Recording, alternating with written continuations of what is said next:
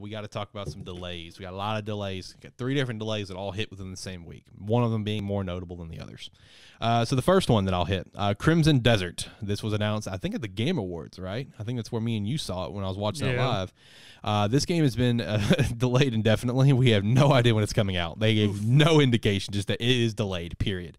Digimon Survive. Man, this is a game that John and I have been pumped up for a while. It has gotten delayed. I think this is the 3rd time, and is now delayed to Q3 2022 is the current window. Sooner or later, this game's going to come out. I just hope it's good. I just hope it's good. And then the last one, which, it's funny that this finally happened because, we were speculating on this after Herman Hulse talked about the release window for this game. Horizon Forbidden West is seeming to be delayed. Now, I will say this is not confirmed from Sony. This is confirmed from Jason Schreier with Bloomberg, and he did say it's delayed. Like, they're going to announce it here in probably the next couple weeks, but it is 100% delayed, which, makes perfect sense. Herman Hulse was kind of, a little iffy about release date anyway. He did specify that, hey, it could come out early 2022. We're still aiming for this year. We're on good pace, but we'll see. I do know when the, like when the big trailer State of Play happened, whatever, the trailer that was released on YouTube afterwards, I think, had at the end of it had like a fall 2021 and like small font at the bottom. I remember they had to take the trailer down and edit that part out. They took the whole thing down, re-uploaded it, just and did not have a release window because they didn't know. So Horizon getting delayed is not necessarily a big shocker for us. Like, the game looked great, when we saw the State of Play, but Herman was kind of like, it could happen. We'll see. Digimon Survive, no surprise. It's been fucking radio silent, just like Ghostwire Tokyo before that got delayed. But now there's a couple questions. Number one, does Sony have anything up their sleeve for this holiday, or are they just going to take the L in terms of first-party releases? Like, right now, what we got, we have Ghost of Tsushima Director's Cut coming out this month, Deathloop coming out next month, and is that it? I think that, as of now, that's all we have? I mean, I think it is, and even Deathloop isn't even exclusive. It's just it's timed exclusive. Yeah, just with Bethesda, since it was something set up before the whole Xbox buying Bethesda, which people find funny. True, yeah. Man, obviously the PS5s are going to sell no matter what, because it's, PS5 is going to sell based on brand alone because of the things they know is to come out of it. But I mean, I got to say, this is looking like a pretty weak fall release cycle. I mean, we've got some good bangers that are coming out. Halo Infinite, of course. Forza is coming out. We have Metroid Dread coming out, Pokemon Gen 4 remakes, and Sony doesn't really have anything to really bring to the table. So it does look like a pretty weak schedule. But the follow-up question, Jesus Christ, 2022 is loaded. Like, 2022 is currently set to be one of the best years in gaming that we have ever had. I actually got a little bit of a list I got here in front of me that I pulled out some more notable ones, like Pokemon Legends Arceus, Elden Ring, Redfall, Starfield, Baldur's Gate 3, Avatar Frontiers of Pandora, Tiny Tina's Wonderlands, Gotham Knights, Lord of the Rings Gollum, Hogwarts Legacy, Ark 2, Breath of the Wild 2, God of War Ragnarok, Horizon Forbidden West, Ghostwire Tokyo, Rainbow Six Extraction, Plague Tale Requiem, Digimon Survive, Gran Turismo 7, Mario & Rabbids 2, Rune Factory 5, Splatoon 3, Sonic 2022, and Suicide Squad Kill the Justice League. Jesus Christ, man. 2022 is really set up to be an absolute banger. Like, is this going to be the best year in gaming ever? I think it's going to be one of the better ones because, I mean, after the year that was 2020 and all the delays from that, and people trying to recover it this year, it was sort of expected just that 2022 or 2023 was going to get a lot of hits. Yes. So, with everything being pushed back from that. So, it's definitely going to be one of the better years. Whether it'll be the best year determines on how these games come out. Yep, how they deliver. And they're actually good, and we don't get just a slew of cyberpunks. Yeah, true.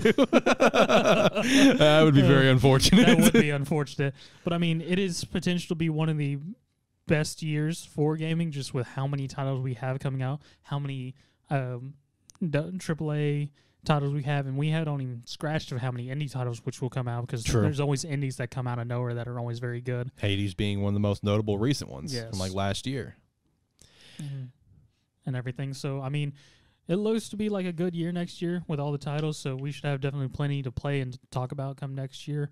This year, for holiday season, this may be the opportunity to get PS5s on the shelf, because maybe people may not buy them because there's not a lot they want to pick up, Mm-hmm. and that there's titles on Xbox or PC or things that are coming out that for holidays that people would rather pick up and play now rather than get a PS5 now and have to wait. So that is true because, like I said, PS5s, they're going to sell based on brand alone, but there's going to 100% be those gamers out there that's not going to give a shit to pick it up because there's nothing to play on it.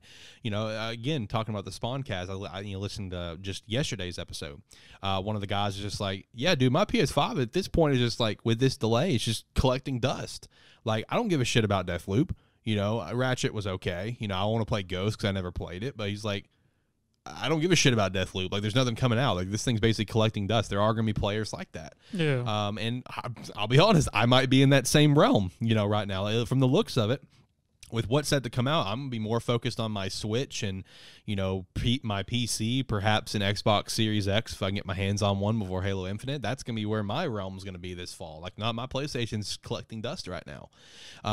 But one thing I do want to point out, because I was personally really kind of pushing this, and just like it was kind of like one of my yeet predictions for next year, with God of War set to come out next year from the looks of it, and Horizon. I'm going to go ahead and make a guess that Spider-Man 2 is not happening. I would probably say they're going to just kind of ride the wave on those two. Yeah. Because I was predicting that Spider-Man 2 was going to potentially come out next year. Because, let's look at it. Miles Morales had an announcement in August and a release in November. They had already been working on it. We know Spider-Man 2 has been worked on for a little while as it is, and it's been consistently being worked on.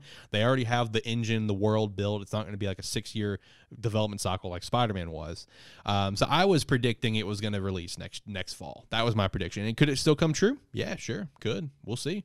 They could release 3 bangers in 1 year. They released Spider-Man and God of War in the same year, and I think Horizon did Horizon come out in 2018 or 2017? I think it was 2017. I believe 2017. Okay, then 2018 was God of War and Spider-Man. So they usually go for 2 massive ones a year with some other pretty decent ones in between. So I'd go ahead and say Spider-Man 2 will probably be a 2023 game. But, as it stands now, with everything coming out next year, I don't even know what I'm most excited for. Naturally, you'd want to say Breath of the Wild 2. It's one of my favorite franchises. But I know I'm going to like that. I know I'm going to enjoy my time with that. But, like Starfield, everything I've heard about it looks fantastic.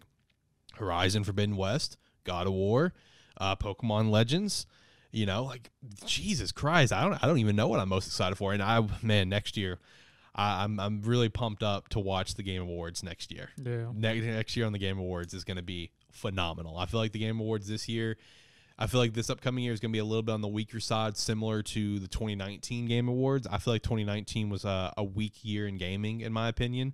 2020 was set to be a great year, but then obviously COVID happened.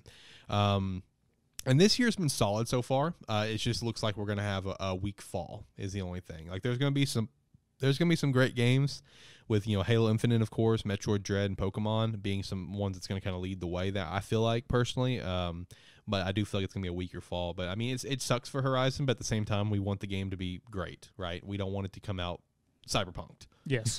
I think that's how it's just gonna be referred to now, is cyberpunked. I feel like that's a good way to put it.